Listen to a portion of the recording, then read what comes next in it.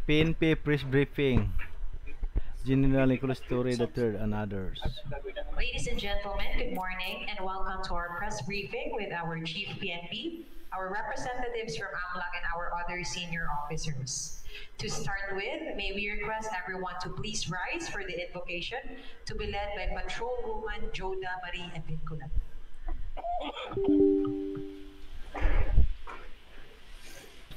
In the name of the Father, the Son, the Holy Spirit. Amen. Dear Heavenly Father, we thank you for this opportunity to gather and share information today. We ask for your guidance as we communicate, and may we do so with honesty, respect, and the spirit of understanding.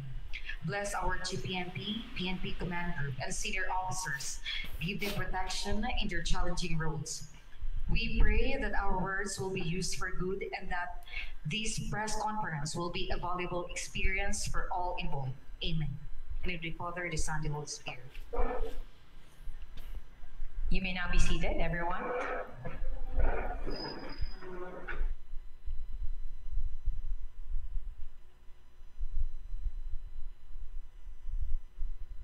Chief PNP, Police General Romel Francisco Marbil. Good morning, sir. Next is our TDCI, Police Lieutenant General Edgar Alan Okubo, sir. Good morning. Next is our Director from the CIDG, Police Major General Nicholas Torre III. Next is our Acting Director of PNP ACG, Police Brigadier General Bernard Yang. Next is our OIC from PNP AKG, Police Colonel David Poklay. Good morning, sir.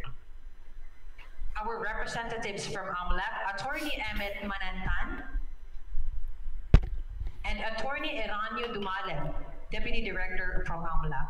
And also, we would like to acknowledge our spokesperson and at the same time, Regional Director for Police Regional Office 3, Police Brigadier General Jean Fajardo. Good morning.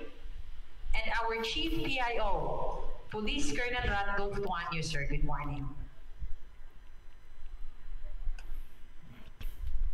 Now, before we proceed with the question and answer, we will be having a short presentation on the updates of Kong Yuan Guo, aka Anson Ke, kidnapped.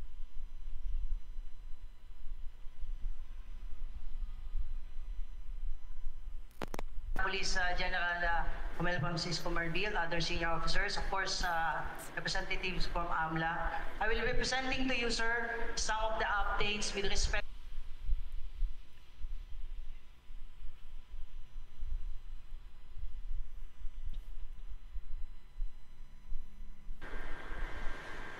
Ito pong kaso po na ito ay nai-report po sa AKG ng pamilya noon pong March 30 at around 5:30. Immediately po ang anti-kidnapping ito pala nangyari sa yung kidnapping. Anti-kidnapping action team to focus on this case. The Chief PNP immediately ordered the activation of a special investigation task force led by Lieutenant General Edgar Alan Okubo, our Chief PNP for Investigation and Director CIDG, to lead the investigation and supervise the investigation with respect to this case. The first ransom demand was made on March 31, 2025. Immediately after the activation of the SIDG, forwarding and backtracking of CCTV immediately initiated by members of the SIDG. Shown on the screen are the timeline and the result of forward and backtracking of CCTV from the time the Lexus GUO 555 owned and driven by the one of the victims, Armani Pabilio, was seen arriving at around 10:25 a.m. of March 29. Same vehicle was monitored leaving the premises of Phil Nation at around 1:54 p.m. of March 29, 2025 and passing through Flying B gas station, Barangay Libtong, Megawayan, Bulacan around 2:09 of March 29, 2025. The Lexus was seen passing by Santa Catalina Street and entering Villacor Village around 2:13 p.m. of March 29, 2025. Next. Shown on the screen ay makikita po natin yung sasakyan po ay dumating po dyan po sa may Villacor Village ng around 2:18 p.m.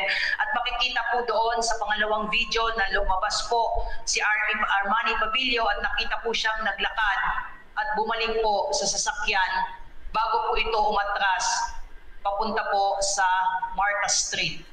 Papasok po sa Marta Street. Makikita po natin, aatras po yung sasakyan. The blockbuster dark mobile game of 2025, MU, Dark Epoch. Papasok po sa loob po ng Marta Street. Next. Nakita po natin, nakapark po yung sasakyan sa harap po ng number 345 Marta Street ng around 2:21. Thereafter, makikita po natin itong babae po na ito na pinaniniwalaan po natin si alias Kelly na nakipag-usap po sa occupant po ng Lexus before nakita po na bumukas po yung gilid po ng Lexus at pumasok na po si Kelly, although hindi po nahagip ito sa CCTV dahil nag-loop na po yung CCTV. Bago po yung March 29 po na yan, nakita din po si alias Kelly leaving the apartment nung hapon po ng March 28, 2025. Next. Makikita din po natin, same day po, dumating po sa Marta Street ang Redford Everest kung saan lulan po si David Tanliao at makikita po doon sa pangalawang video, pumasok po siya sa loob ng mga around 3:33 p.m. po. And then makikita din po dito habang nakapark po yung Lexus ay makikita po na hagip po si David Tanliao na papasok po ng apartment 345.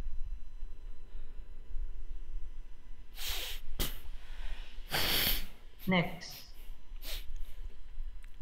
Makikita po around 3:39 p.m. po ng March 29 ay umalis po ang Lexus sa Marta Street po. At na-monitor po siya around 3:37 po.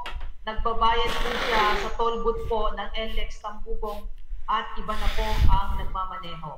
Ito pong nagmamaneho po na ito ay si Richardo Austria David na po. Next.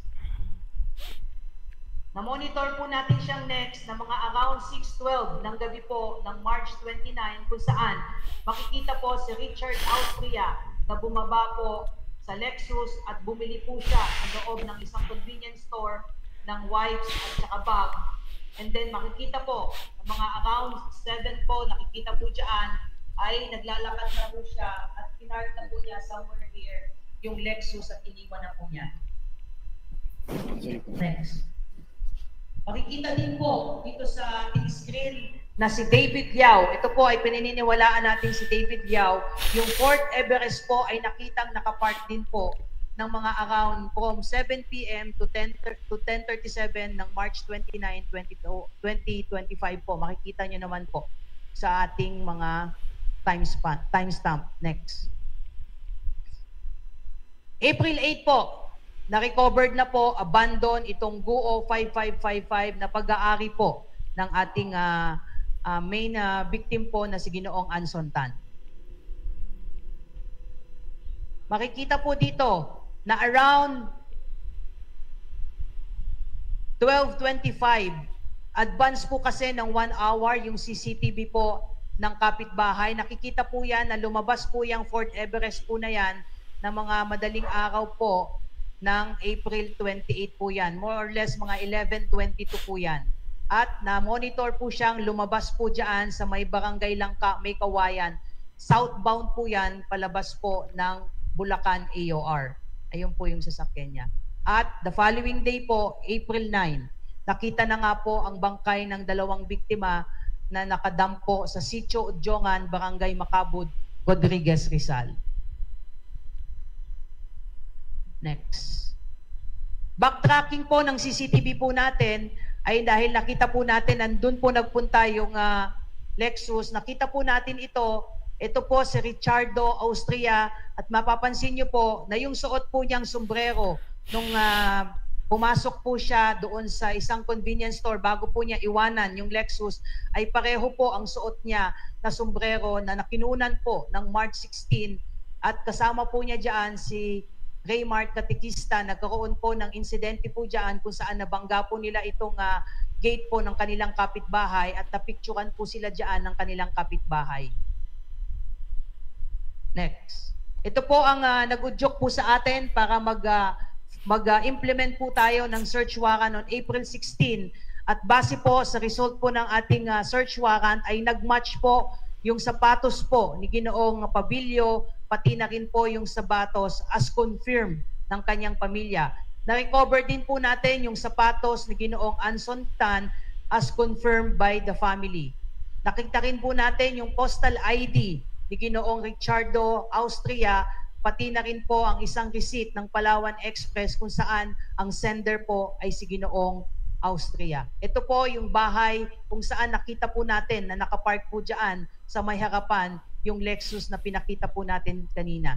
At ito pa rin po yung ibang mga na-recover po natin during the implementation po ng search warrant at iba-iba pong plaka na makikita po natin, pati na rin po Sigurado ako yari ka sa asawa mo kapag natuklasan niya. at pati na rin po itong mga helmet. Maliban pa po dito sa mga articles po na subject po ng ating search warrant. April 18 po, nahuli na po si Ginoong Richardo Austria and Raymart Katikista during hot pursuit operation conducted at Purok sa Buton, Barangay 4, Rojas, Palawan. Na-recover din po yung Ford Everest NEJ 735 kung saan ito po ang ginamit sa pagtapon po ng bangkay ng 2 biktima sa Rodriguez, Rizal. Nakita po siya at na-recover diyan po sa may Isitan Recto on April 18, 2025. The following day po, April 19, ay sumurrender po si Ginoong David Tan and he executed an extrajudicial confession with the assistance of his lawyer admitting his participation sa pagkidnap at pagpatay kay Ginoong Anson Tan and his driver Armani Pabilio. The same day po, April 19, ay nagsagawa po tayo ng inquest proceeding presided by the Special Assistant State Prosecutor po ng Department of Justice sa opisina po ng AKG. Ito po yung mga forensic evidence po na na-recover po natin doon po mismo sa number 345 Marta Street.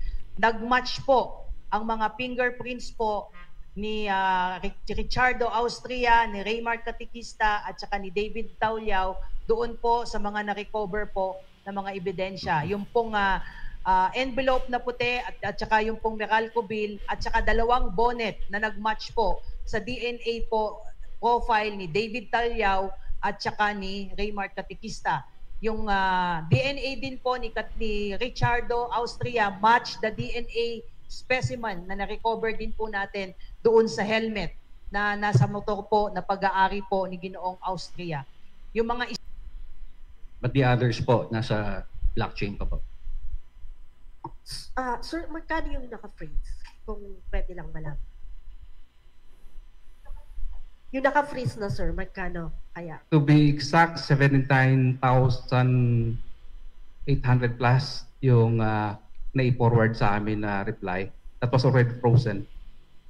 79,000 USDT.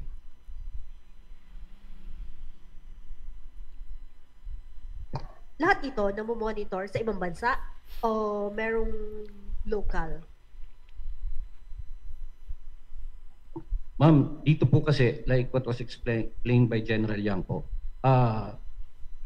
meron po kasing exchanges dito na hindi registered dito sa Pilipinas po. Meron po silang na-identify na 2 exchanges na registered dito which would allow us to be able to see the KYC po ng mga account holders. Pero yung ginamit po nila na other exchanges na unregistered po sa Pilipinas, that is the challenge po. Where meron man po din silang way of getting to those exchanges. Nakakapagsulat naman din.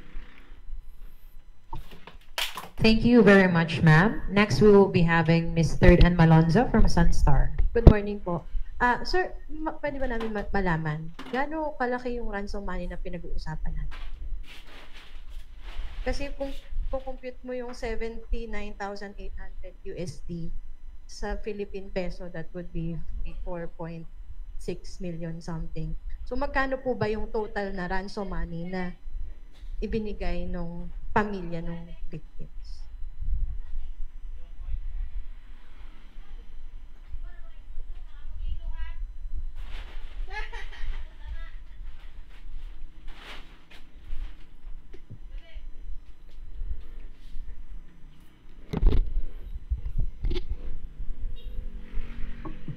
Hindi po muna pwedeng sabihin because it's nasa kaso pa eh. We'll just make yung kaso Ito po yung question and answer maayos muna namin portion. lahat. So hindi mo namin dinidwalge yan. Thank you, sir. And may tinitignan pa ba tayo na ibang mga suspect or ito na yung 5 na pinakita kanina? And kamusta po yung paghahanap dun sa isa, yung Johnny Lin, tsaka po dun sa babae po? Based on sa investigation namin, ito lang yung tao. Kaya pansinin nyo, hindi siya kinidnap mo, no? They know each other. Yun si David Tan Liao and yung victim, magkakilala sila. In fact, kilala nila si Kelly yung babae na to. Kilala rin nila si John Lin. So we are backtracking all the meetings conducted by the victim before March 29. So nakita natin, based dun sa mga investigation natin, nag-uusap pa sila. They know each other.